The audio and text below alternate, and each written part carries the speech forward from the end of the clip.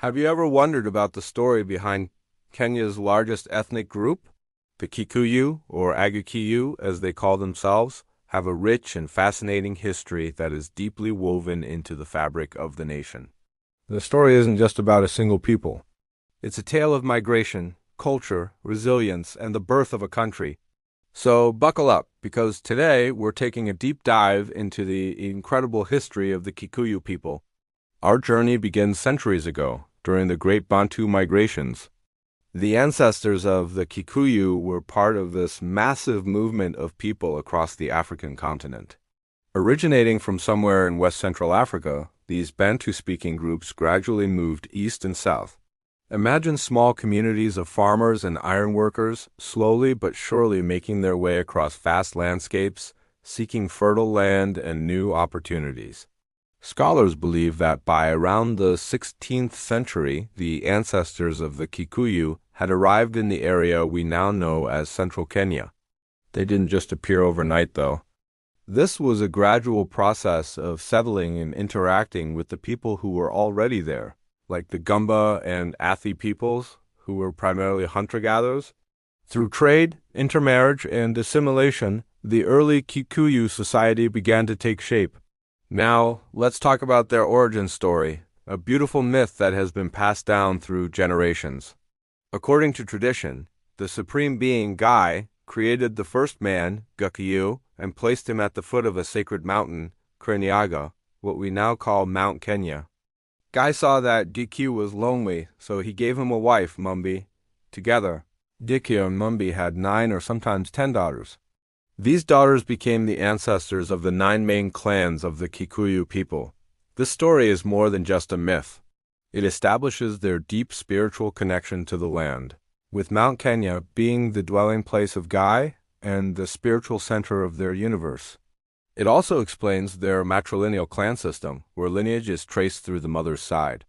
As the Kikuyu settled in the fertile highlands around Mount Kenya and the Aberdare Ranges, their society began to flourish.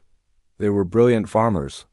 The volcanic soil was rich, and they developed sophisticated agricultural techniques like terracing on the hillsides and complex irrigation systems.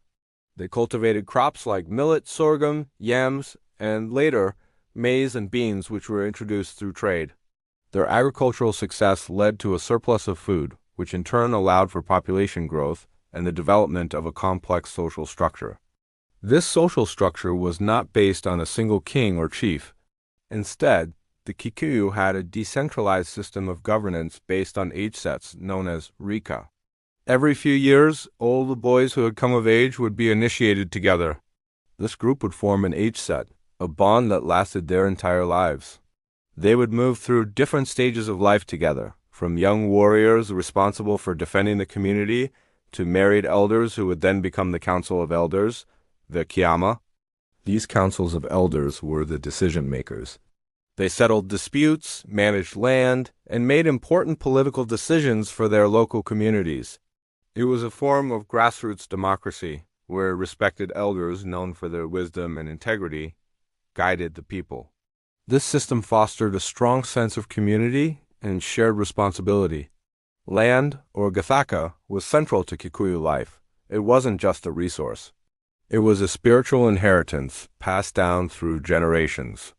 Land ownership was communal, managed by a family group, or Bari. An individual didn't own land in the modern sense. They had rights to use it as part of their family lineage. This connection to the land would become a major point of conflict later in their history. Trade was also vital. The Kikuyu were savvy traders, exchanging their agricultural surplus with neighboring communities like the Maasai and the Kamba. They traded grains and produced for livestock, salt, and other goods. Long-distance trade caravans, often led by the Kamba, connected the Kikuyu to the coast, bringing in items like beads, cloth, and eventually, firearms. This trade network not only brought economic prosperity, but also cultural exchange. This relatively stable and prosperous way of life was dramatically disrupted in the late 19th century with the arrival of European colonialists. The British came, driven by imperial ambition and the desire to build a railway from the coast to Uganda, the famous Lunatic Express.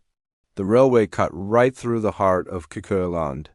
The British Imperial East Africa Company, and later the British colonial government, saw the fertile Kikuyu highlands as prime real estate for European settlement.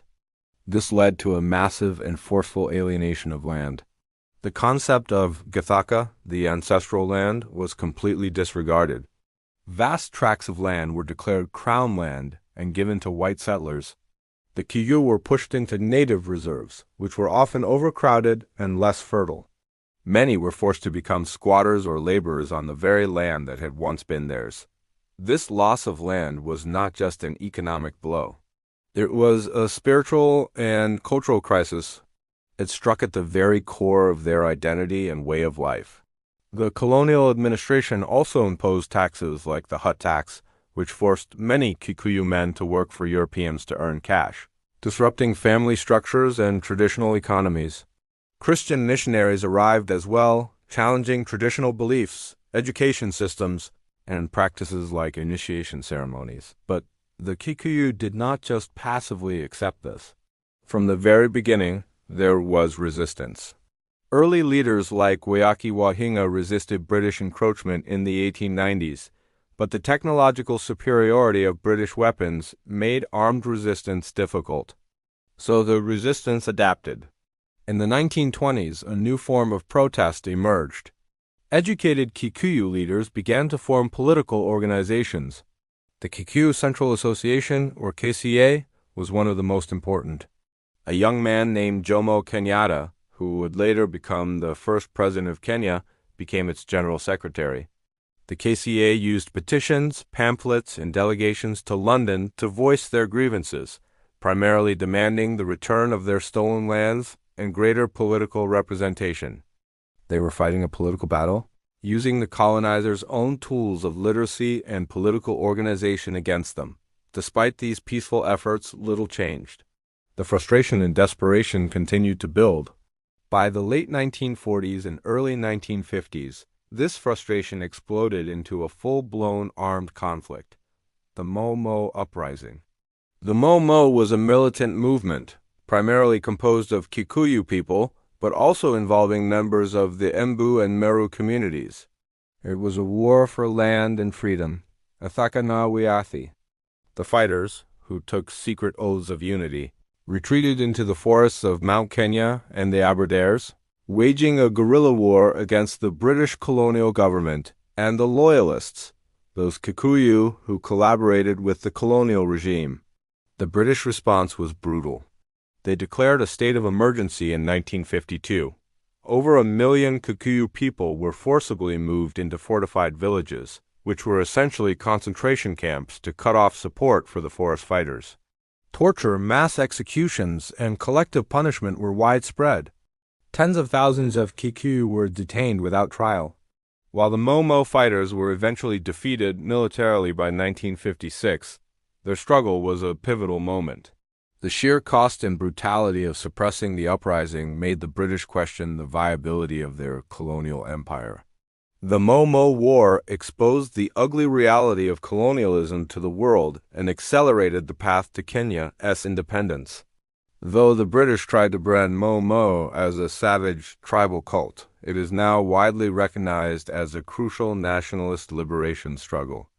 In 1963, Kenya finally gained its independence, and Jomo Kenyatta, who had been imprisoned by the British for his alleged role in managing Momo, became the first prime minister and then president. The Kikuyu, having been at the forefront of the independence struggle, played a significant role in the new government. Since independence, the Kikuyu have remained a major force in Kenya's political and economic landscape. Their story is a powerful testament to the human spirit. From their ancient origins and migration to the Central Highlands to the development of a unique and democratic society, their story is one of adaptation and ingenuity. They endured the trauma of colonialism, the loss of their land, and a brutal war, only to emerge as key architects of a new nation. The history of the Kikuyu is a complex, sometimes controversial, but always compelling story of a people deeply connected to their land, culture, and their unyielding quest for freedom and self-determination. It's a history that continues to shape Kenya today. Thanks so much for joining me on this historical journey. If you found this interesting, please hit that like button, subscribe for more stories from across Africa, and share your thoughts in the comments below. See you next time.